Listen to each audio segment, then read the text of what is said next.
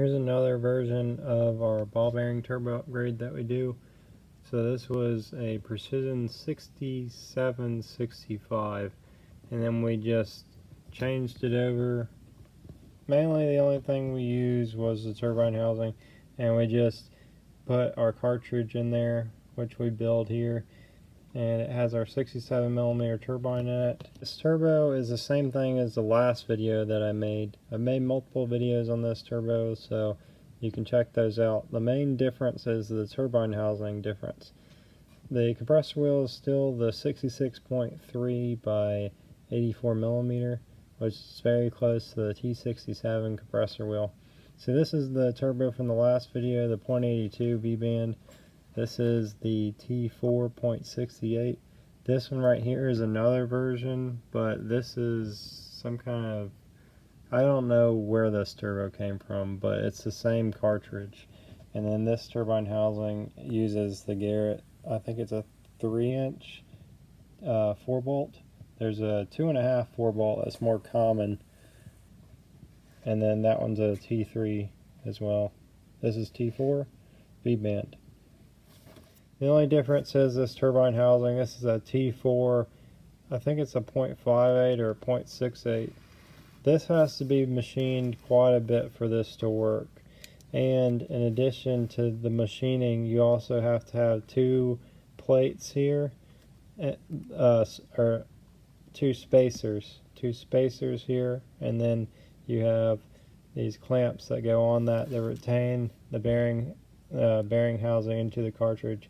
Precision has done that before on the same turbine housing. They had a Gt35r version.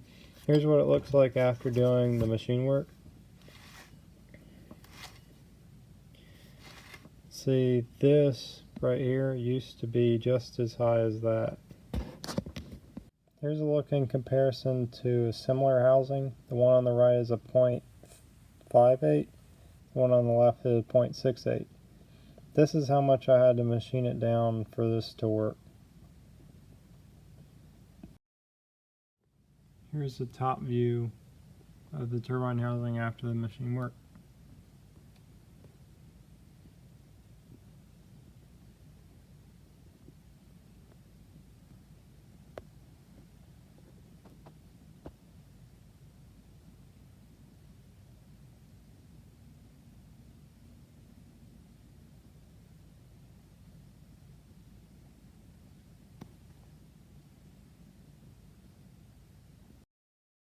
I had multiple people wanting this one on the left here with the V-band housing.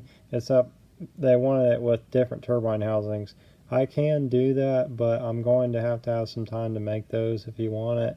This one on the far right is, I think Ian put this on eBay.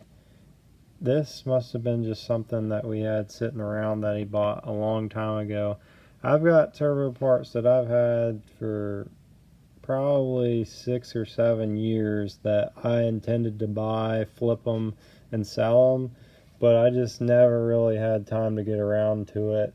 Like this cover right here, that turbo, to buy that one new when they had them available, that was like over $2,000. I picked that up for like $300, so I know I could fix that and flip it. I interrupt this video for an advertisement. I do have some turbos available that are for sale. Some of them here are not for sale, but probably only one isn't.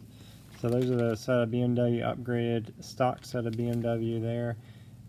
Let's see, there's a 6262 general bearing cartridge. I don't know what that is. Oh yeah, 35R cartridge. I don't know what that one is. I guess that's a GTX35r cartridge, maybe with the 67 turbine, I think. That's a customer's turbo. That's a whole set HX40 that I need to sell. I built for somebody else who decided they didn't want it. And then that's a HE351 CW 63mm with the 67mm turbine housing and turbine wheel.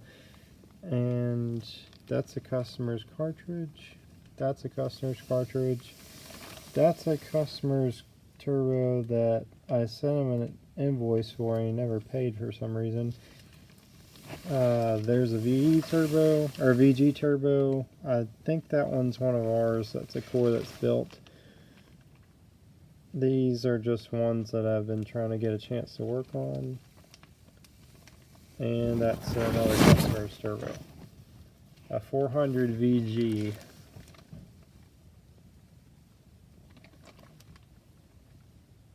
That's all for this video.